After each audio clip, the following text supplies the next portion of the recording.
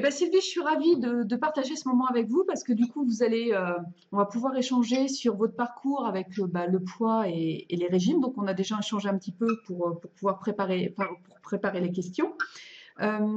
Si j'ai bien compris dans ce que vous m'aviez expliqué au départ, c'est que déjà dans votre enfance, vous n'étiez pas en surpoids, mais on avait tendance à dire de vous que fallait vous surveiller malgré que vous mangiez bien, disons correctement Voilà, équilibré, qu'il n'y avait rien de particulier. Votre nature aurait pu être tendancieuse à aller vers le poids déjà en tant qu'enfant, c'est ça? c'est ça. Et, on m'a toujours dit de surveiller mon poids à chaque visite médicale. D'accord, ok. Et alors du coup, on va dire vraiment la première prise de poids qui vous a vraiment inquiété, ça s'est passé à quel moment pour vous? Au moment d'adolescence ou un peu plus tard? Euh, Moi, c'était quand même un peu plus tard où je me suis dit, bon, bah, je suis quand même plus ronde que les autres, en n'étant pas extraordinairement ronde. Mais bon, comme on me disait toujours que j'avais un surpoids, j'ai fini par le croire et j'ai décidé de faire un régime. D'accord, J'avais une bonne vingtaine d'années. d'accord. Donc quand on vous dit j'ai fini par le croire, c'est-à-dire que vous estimiez pas obligatoirement être en surpoids, avoir peut-être quelques rondeurs, mais pas de là à vous, toute seule, envisager un régime. C'est parce que j'entends qu'on vous le disait aussi autour de vous. Voilà, oui. Je ne mettais pas une petite taille en pantalon, je devais mettre du 40 ou du 42, mais bon, pour moi, c'était pas extrêmement, c'était pas laid, ça ne me gênait pas. Je voyais bien que j'étais un peu plus costaud que les autres, mais voilà, ça s'arrêtait Oui. là.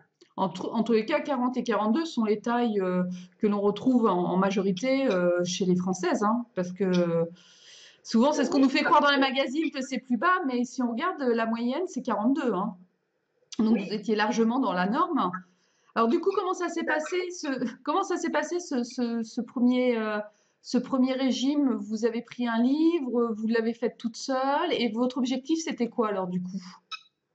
Ben, mon objectif, c'était de descendre pour avoir une IMC correcte, puisqu'on en parlait déjà il y a 30 ans de ça. D'accord, Et donc, j'ai été inscrite à quelque chose qui, à mon avis, était Lifestyle for the Weight Watcher, puisqu'en français, c'est appelé Poids et santé. d'accord. Donc, j'avais un protocole à suivre avec ce qui était permis, ce qui était interdit, ce que je pouvais manger une fois par semaine, ce que je devais manger le midi et le soir. Je me suis rendu compte avec du recul maintenant, parce que j'ai retrouvé ce régime, qu'on pouvait consommer énormément de protéines le soir. Je devais manger 180 grammes de viande ou de poisson, Ouais. Pour l'instant, 120 c'est grammes le midi. oui, ça fait quand même Voilà. énorme. Ouais. Voilà. Les légumes, il y avait une catégorie de légumes qui était à 400 grammes D'accord. et l'autre série, c'est à volonté.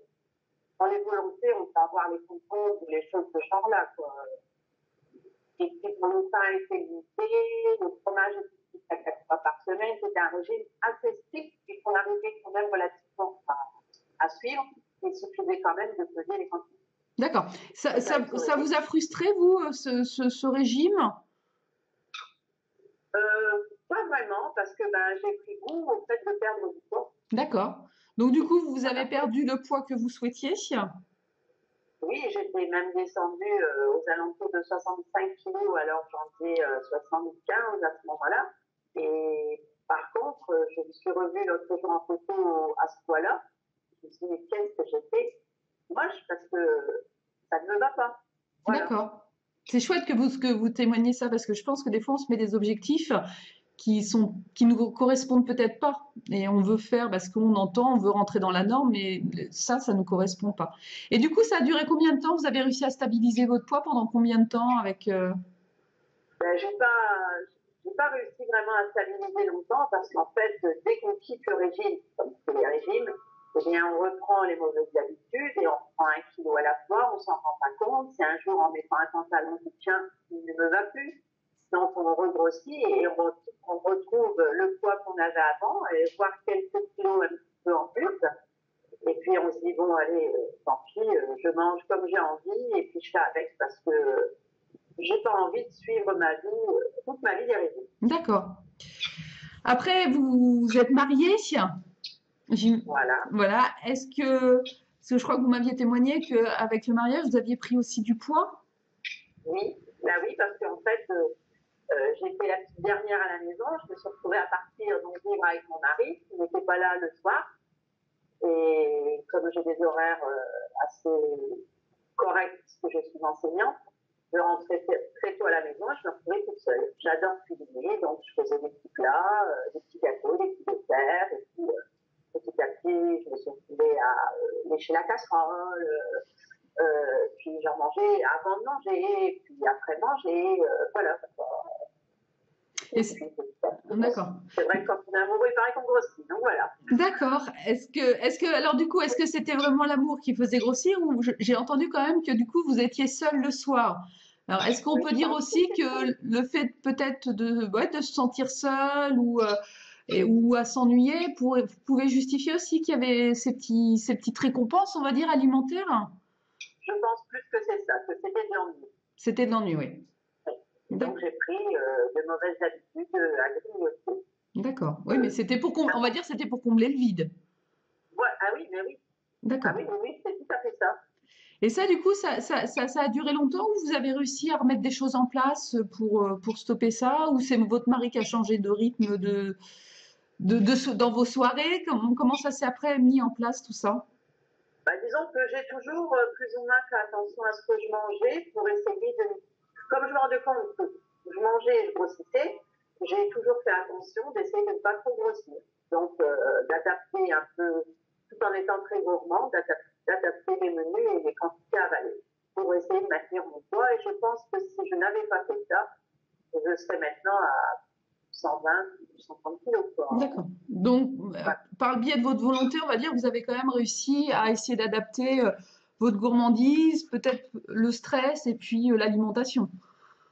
Voilà. Donc, il y a des périodes où ça va mieux dans la tête, on va dire, je m'en sens moins seule, donc où j'arrive à maîtriser ce que je mange. Des périodes où le moindre stress me fait arriver à une drogue sucrée, parce que bon, moi j'appelle ça comme ça. Hein. Oui, oui. Bah, c'est un doudou. Je pense que l'alimentation pour les adultes ou même pour les enfants peuvent devenir, on va dire, quelque part un doudou. Hein. C'est voilà. L'affectif, c'est le plaisir, c'est la récompense. Et puis je pense que oui, ça peut aider à faire face à l'adversité, même si après on s'aime pas obligatoirement après avec les kilos en plus, mais je pense que ça peut aider à faire face à certaines situations, je pense, émotionnelles, quoi. Et du coup, vous avez remis, après, pendant toute cette période de vie, vous avez remis différents régimes en place ou vous êtes vraiment resté dans cette idée que vous veniez de partager, de dire, bah, je savais que j'étais gourmande, je savais que le stress pouvait me faire... Donc, vous avez un peu joué sur l'équilibre alimentaire, sur vos émotions, ou il y a eu d'autres périodes où vous êtes remis au régime? J'ai eu une autre période, donc on va dire 3 ans après mon mariage, je me suis remise au régime, donc j'ai refait le même régime, parce que j'avais perdu tous les documents. Et bon, j'ai reperdu du poids, mais malheureusement, je suis tombée enceinte tout de suite après. Et alors là, j'ai pris 25 kilos pendant ma grossesse. Et ce qui m'a vraiment désolée, c'est que j'ai accouché d'un beau bébé qui faisait 3,9 kg. Mais en sortant de la maternité, je ne sais pas, tout était détraqué, je faisais le même poids qu'en y rentrant. Oui, peut-être que les hormones aussi ont peut-être participé. Et ça a été une grossesse, au contraire, qui a été avec du stress ou peut-être... Non, pas du tout. C'est devenu très bien. J'étais très heureuse d'être enceinte.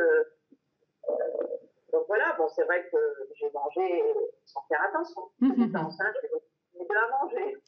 Du coup, oui, vous avez profité de l'occasion pour vous dire j'en profite de me faire plaisir. D'accord. Ok. Et du coup, alors après, vous avez eu combien d'enfants, si je peux me permettre? 3. Et à chaque fois, il y avait ces prises de poids là ou ça a été après plutôt raisonnable? Après, ça a été raisonnable. D'accord. Je n'ai jamais dépassé le poids que j'avais eu à la première grossesse. D'accord, oui, c'était vraiment le premier. Voilà, je ne suis jamais descendue au poids que j'avais avant la première grossesse non plus. D'accord. Et pareil, après chaque grossesse, vous êtes remis au régime, vous avez repris ce que vous disiez aussi? Je faisais attention à ce que je mangeais et avec des périodes où je me laissais vraiment aller. D'accord. Et c'est des périodes qui étaient toujours en lien avec du stress? Oui. Ouais. Donc on pourrait peut-être dire au final que moi c'est un peu l'idée que je défends, c'est bien l'idée, moi je suis naturopathe donc c'est vrai que je trouve que l'équilibre alimentaire même pour la santé est bon, mais des fois je pense qu'on mange avec nos émotions et que certains conflits émotionnels peuvent aussi participer à nous faire peut-être manger ce qu'il faudrait pas. Mais je pense que le stress aussi crée des hormones physiques dans notre corps qui fait aussi qu'on stocke plus facilement aussi l'alimentation, ce type d'alimentation qu'autre chose, quoi. Et que à chaque fois, c'est là où votre témoignage est intéressant, c'est que du coup, on se rend compte que vous avez fait des régimes, vous aviez la connaissance aussi de l'équilibre alimentaire, mais on sent qu'à chaque fois qu'il y a du stress, comme beaucoup de gens, la bonne volonté s'en va et on va se réfugier dans l'alimentation parce qu'on va dire c'est notre doudou, notre porte de secours pour faire face aux émotions, Et quoi. on ne maîtrise pas du tout. Je sais exactement que c'est pas bien, mais mon cerveau, mon cœur, on ne rien, m'accompagne jusqu'au paquet et j'avale en me disant tu as mangé tout ça, mais tu t'en es même pas rendu compte, tu l'as même pas savouré et tu l'as même pas apprécié. Mais qu'est-ce que tu te sens bien? En plus, ça remplit un vide. Oui, D'accord. voilà, Ouais, voilà. pour vous, c'est plus remplir un vide ou ça serait d'autres. Oui. Et vous pensez que c'est quelque chose qui est un vide qui a toujours été là, peut-être depuis votre enfance, ou c'est venu avec aussi, parce que c'est vrai qu'on quand on devient adulte, bah, faut faire face, il y a le boulot, la famille, et puis c'est vrai que des fois on Ça, je ne cumule. sais pas dire. Je pense que bon, mes parents sont tombés malades, j'avais 13 ans et demi, et je pense que c'est à partir de ce moment-là, peut-être, où ça s'est détraqué, parce que ben, j'ai eu conscience que j'aurais pu les perdre. Je ne les ai pas perdus, je les ai conservés en pas bonne santé, mais je les ai conservés jusqu'à l'année de mes 40 ans. Mais je pense que ça a créé un choc. Ça a pu créer, oui. Et puis j'imagine que Ouais. des parents malades, sous-entendu, c'est que du coup, ils peuvent pas avoir la même présence et peut-être la même attention à l'enfant, peut-être aussi. Donc, Voilà. Ben, ok. d'un seul coup, je suis devenue grande, quoi. Oui, c'est vous qui avez dû faire face au final. Voilà, voilà. Mhm. Donc ça, c'est vrai que ça peut. 13 ans et demi, c'est un peu tôt quand même. D'accord. Et du coup, les régimes pour vous, à l'heure d'aujourd'hui, c'est toujours d'actualité ou pas du tout? Alors, le mot régime, je ne veux plus en entendre parler. D'accord. Je fais attention à ce que je mange, j'essaye de maîtriser. Bon, là, ça fait 3 semaines où ma tête va beaucoup mieux. Alors, oui, ma vie d'avant est enfin un peu plus réglée. J'avais une maison avant, une séparation, ça ne se faisait pas, donc j'étais un peu surendettée, enfin, des soucis, quoi, comme on peut en avoir dans Ah bah, le oui, quotidien comme. actuel. J'ai vendu la maison, donc quand j'ai déménagé, je me suis lâchée. Alors là, j'ai mangé tout et n'importe quoi parce que je crois que j'étais libérée et que peut-être que cette libération me faisait peur. Donc, et puis à un moment, je me suis dit, oh là, stop, ma fille est en train de se faire du mal. Et depuis, j'essaye de me reprendre en main. Et j'ai perdu 5 kilos en un mois, là, sans souffrir de manque. Je ne me jette plus sur une plaque de chocolat, je ne me jette plus sur un paquet de biscuits. Je mange encore du chocolat, mais j'arrive à avaler un carré de 5 grammes. Voilà. Et je savoure en me disant, mais qu'est-ce qu'il est bon. C'est chouette ça. Et du coup, est-ce que vous avez aussi essayé de mettre d'autres choses en place, je sais pas, comme de la relaxation, de la méditation, ou d'essayer de chercher un petit peu plus loin comment les émotions pouvaient venir vous déstabiliser? C'est quelque chose que vous essayez de faire aussi pour vous aider ou pas? Je pratique la relaxation, la méditation un peu moins parce que seul c'est pas toujours facile. Donc c'est que ma méditation guidée que je trouve sur YouTube. La relaxation, oui, j'en suis. J'arrive, c'est vrai, maintenant à me détendre plus facilement et je pense que je stresse beaucoup moins qu'avant. D'accord. Et donc tout de suite, ça a un impact sur votre comportement alimentaire. Et oui, ben oui. Donc on en revient toujours à cette idée qu'on peut obtenir un équilibre ou même mincir si aussi on arrive à, peut-être comme vous dites, j'ai entendu des mots d'avoir été libéré, ça vous a peut-être fait peur, mais après il y a du mieux et puis du coup bah, vous avez moins besoin de cette compensation. Ah mais c'est sûr, c'est sûr. Je pense que pour moi la nourriture c'était un réconfort. Et puis bon, je ne peux pas être sucrée, donc malheureusement. Après, comme j'ai dit, j'ai toujours eu tout pour moi. Je n'ai pas de problème de cholestérol, de diabète, de triglycérides. Peut-être justement parce que, comme je sais un peu ce qui peut faire mal, éviter quoi. On fait attention. D'accord. Quel regard du coup vous auriez sur tout ce parcours aussi de réflexion sur vos régimes Donc du coup c'est un peu ce que vous venez de dire. Au final le mot régime c'est fini, mais d'avoir un équilibre un petit peu que ce soit dans l'assiette, mais aussi dans votre vie et dans vos émotions. Tout à fait, voilà, c'est ça. Mais c'est ce qu'il faut essayer de trouver. C'est pas toujours évident. Je pense que j'en veux quand même aux infirmières scolaires qui me disaient que j'étais en surpoids. Quoi à surveiller, quoi à surveiller, quoi à surveiller. Je pense que ça m'a marqué ma petite jeunesse. Et puis, je me sentais mal alors que j'étais bien. J'ai revu des photos là, pendant mon déménagement. C'était vrai. On me disait grosse alors que franchement, j'étais une jeune fille magnifique. Il n'y a pas d'autre mot. Enfin, normal. Voilà. Normal. Oui, j'avais des cuisses un petit peu rondes, mais Il y avait rien. voilà. Voilà, vous étiez plus que dans la normalité. Et vous pensez que ça Voilà. vous a poussé aussi dans cette croyance que vous étiez en surpoids et que ça a pu impacter, ouais. Et est-ce que vous pensez que les régimes, disons les quelques régimes que vous avez faits, ont pu faire aussi monter le poids petit à petit? Parce qu'on dit de plus en plus que les gens qui font des régimes pour quelques kilos, on les retrouve 10 ans après avec un souci de 10 ou 15 kilos en plus et dont ils ne s'en sortent pas. Est-ce que vous pensez que ça a été aussi un petit peu votre problématique aussi d'avoir peut-être un tout petit peu de poids mais qui aurait pu se résoudre simplement comme ça, et que les régimes ont pu aussi vous mettre dans un engrenage où à chaque fois le poids montait toujours un peu plus? J'en suis persuadée. Ouais. J'en suis persuadée dans le sens où quand je perdais du poids, j'en reprenais avec en plus. Et puis je me disais, oui, mais enfin, c'est difficile de les perdre, mais bon, c'est pas grave, je vais réussir, parce que je refais régime. J'arrivais pas à faire régime, donc je reprenais encore un petit peu. Quand je me décidais à faire régime, je rebaissais, et puis je remontais encore plus. Jusqu'au jour où je me suis dit, j'en ai marre, de toute façon, forcément, je reviens à ce poids-là. Donc je vais laisser faire la nature, tout en essayant de maîtriser. Voilà, quoi. Non, je pense que j'aurais pu être différente. Bon. C'est bien, Voilà. ce qui est super, c'est que vous témoignez de ça et je pense que beaucoup de gens se retrouveront dans ce parcours de cette notion voilà, déjà de croire qu'on n'est pas dans la norme, alors que je pense beaucoup de femmes sont et ça touche beaucoup les femmes, on est plus que dans la norme, et que lorsqu'on rentre dans ce cercle vicieux des régimes, je pense que ça peut vraiment et physiquement et émotionnellement nous impacter et nous faire voilà basculer dans quelque chose qui est toujours avec une évolution négative au final, quoi. Ben oui. Encore dernièrement, j'ai calculé sur une application sur mon téléphone m'indique que je devrais, pour avoir une IMC correcte en fonction de mon âge et de ma taille, un poids de 60 et quelques kilos, mais même pas 61. Or, je sais très bien que si je descends à ce poids-là, les gens vont me croire malade parce que j'aurais vraiment que la prendre sur les. Après, je dois avoir un gros squelette aussi. Oui, c'est ça. Moi, je pense que là, j'aimerais bien redescendre au moins jusqu'à 74, 75 kilos.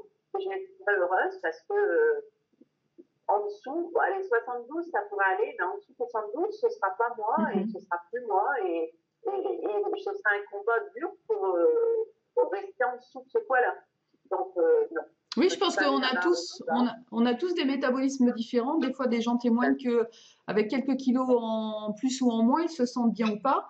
Et d'où, je pense, moi, je travaille beaucoup avec l'impédance métrie. Je ne sais pas si vous en avez fait, mais vraiment les vraies balances ou les vrais appareils d'impédance métrie, multifréquence, où des fois, il y a des gens qui sont très étonnés d'avoir un certain poids sur la balance. Quand ils font l'IMC, on va leur dire bientôt qu'ils sont en obésité. Et lorsque l'on fait l'impédance métrie, on se rend compte que c'est des gens, comme vous dites, peut-être c'est votre cas, avec une masse osseuse assez importante, une masse musculaire même en plus que ce que vous devriez avoir, donc une bonne masse musculaire aussi qui fait son poids, et qu'au final, la masse grasse, elle est pas si importante que ça, et du coup, les gens ne sont pas au final à mettre en obésité, mais en léger surpoids. Donc, je pense qu'il y a vraiment ça aussi à prendre en compte, ça c'est clair. Donc voilà. On arrive au terme de cet entretien. Est-ce que vous aviez envie de dire une dernière chose pour conclure? Il faut penser à soi, il faut s'aimer. Je crois que c'est la source de tout, mais c'est pas évident. Oui. Voilà. Mais c'est chouette, oui, c'est chouette. Je pense que je suis complètement d'accord avec vous. Faut s'aimer parce que je pense que c'est. Faut s'aimer et penser à soi. Parce que j'ai passé beaucoup ma vie à penser aux autres, mais je pense que penser à soi, c'est beaucoup plus important. Et quand on pense à soi, on peut aussi penser aux autres. C'est vrai. Je crois que ça. Je pense que je réagis comme ça maintenant parce que mes filles n'ont plus que leur mère, parce que leur père est parti, ils ne s'occupent pas d'elle. Donc je me dis, mais mince, t'as été malheureuse quand t'as perdu ta mère, alors faut que tu sois là longtemps pour elle. C'est chouette, c'est un beau message. Ouais. C'est un peu une petite pensée un peu pour les autres, mais bon, les autres, c'est des filles. Ça, c'est super. C'est un très, très beau message. Bah, je suis ravie. Je veux vraiment vous remercier parce que votre témoignage me touche, parce que ça va dans le sens de ce que j'essaye d'informer les gens que apprendre à s'aimer, apprendre à se respecter et puis ne pas tomber dans ce leurre des régimes, c'est quelque chose d'important. Donc que vous m'ayez consacré du temps, que vous m'ayez fait confiance aussi à partager cette histoire avec moi, me touche beaucoup et puis je voulais vous remercier d'avoir pris ce temps-là. Donc voilà, Merci aussi. je vous en Merci. prie, n'hésitez pas à me donner de vos nouvelles. D'accord. Et je vous suis de toute façon sur Facebook et puis je reçois Super. votre newsletter, il Oui, n'y a pas de problème. eh ben Ce ok. que vous dites m'intéresse énormément parce que je trouve que c'est plus que vrai et c'est vraiment moi aussi. Ah ouais. Voilà.